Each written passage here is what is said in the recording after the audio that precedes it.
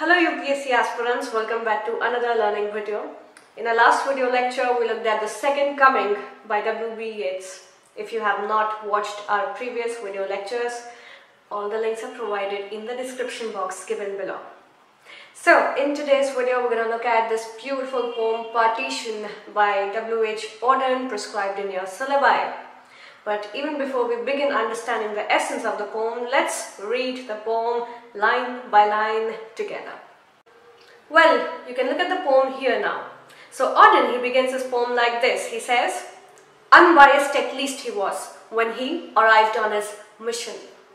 Having never set his eyes upon the land, he was called to partition between two peoples fanatically at odds, with their different diets and incompatible gods. Time they had briefed him in London is shut for mutual reconciliation or rational debate. The only solution now lies in separation. So Auden, he moves further and he says, the Viceroy thinks, as you can see from his letter, the less you are seen in his company, the better. So we have arranged to provide you with other accommodation.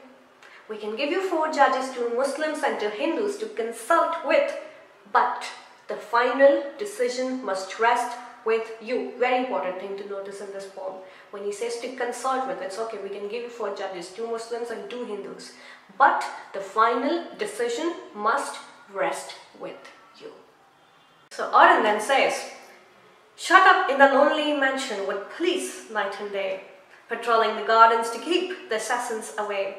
He got down to work to the task of settling the fate of millions. The maps at his disposal were out of date, and the census returns almost certainly incorrect. After this, Auden went on to give us the most important lines of this poem. He says, but there was no time to check them, no time to introspect the contested areas. The weather was frightfully hot, and a bout of dysentery kept him constantly on trot. But in 7 weeks' time it was done. The frontiers decided, a continent for better or worse divided.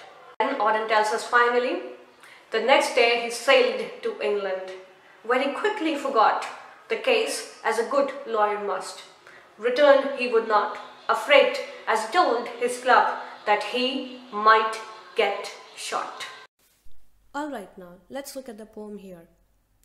When a journalist asked Radcliffe, are you satisfied with the way you drew the border lines between India and Pakistan? He literally went on to say, and these are his exact words, he said, I had no alternative. The time at my disposal was so short that I could not do a better job. Given the same period, I would do the same thing. However, if I had 2 to 3 years, I might have improved on what I did.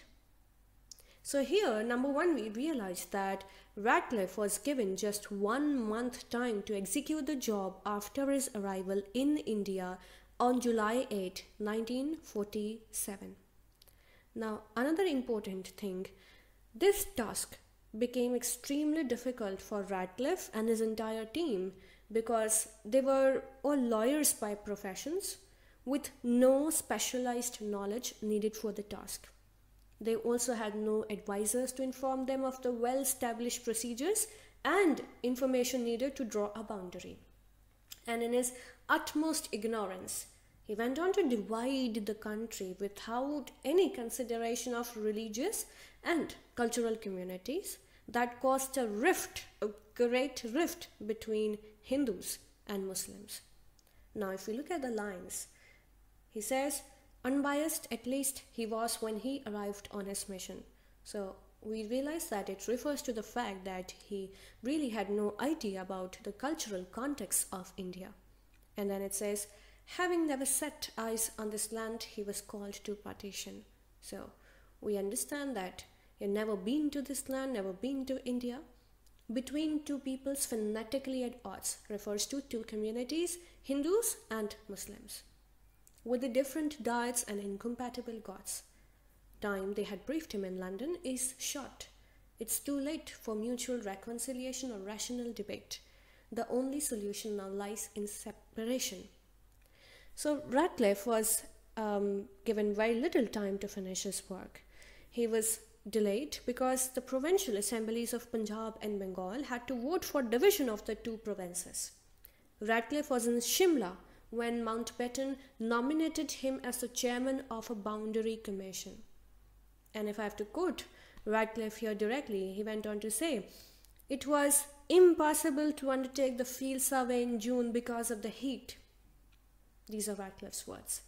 But Mountbatten, according to a top Congress leader, told Radcliffe that he could not delay the work even by a day. And then it says, the Viceroy thinks, as you will see from his letter, that the less you are seen in his company, the better. So we have arranged to provide you with other accommodation. We can give you 4 judges, 2 Muslim and 2 Hindu, to consult with, but the final decision must rest with you. So we understand what Radcliffe was provided with, but with that we also realize white man's superiority here. If you look at the last line, but the final decision must rest with you. And we all understand what actually happened to India after that. Okay, now the next set of lines. Shut up in a lonely mansion with police night and day, patrolling the gardens to keep assassins away. He got down to work to the task of settling the fate of millions. The maps at his disposal were out of date, and the census returns almost certainly incorrect. But there was no time to check them, no time to inspect.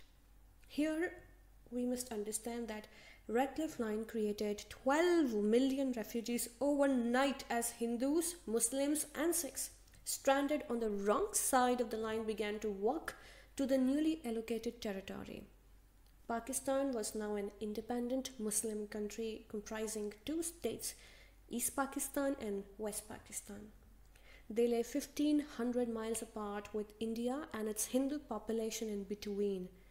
And the resulting panicked mass migration was heavily marked by violence. Around 1 million people are estimated to have been killed, and tens of thousands of women were raped or abducted. And it says the weather was frightfully hot, and a bout of dysentery kept him constantly on the trot. Again, it refers to the excessive hot weather of India and his inability to bear it. But in 7 weeks' time it was done. The frontiers decided, a continent, for better or worse, divided. Also, this was exactly the time when the entire world media was criticizing Radcliffe for what he had done to India in terms of violence, in terms of partition. And he was so depressed with the entire scenario that his wife started hiding newspapers and magazines that talked about Radcliffe. When AUDEN wrote this poem, Partition, Radcliffe was finally relieved, since this poem worked to sort of, repair his image in front of world media. Keeping this video in mind, before I leave, I have this very important lesson to share with you. I've always believed that real heroes, they're not in our history books, they're not in our movies, they're not in our cinema. I mean, they're not just there, right? They're the ones who build our countries, they're the ones who build our families, they're the ones who moreover build our hearts. So before I leave, I have this little snippet from one of my previous videos where my own grandparents, who happened to be the survivors of partition, shared the atrocities that they faced during partition. पर से truck गाड़ियां चलाई, किसी की बेटी, किसी की लड़कियां खींच के ले गए वो। एक हमारे 40 लोग थे हम एक कमरे में, तब तक फिर पुलिस आ गई, जो हम 40 लोग भगवान की दया से बच गए।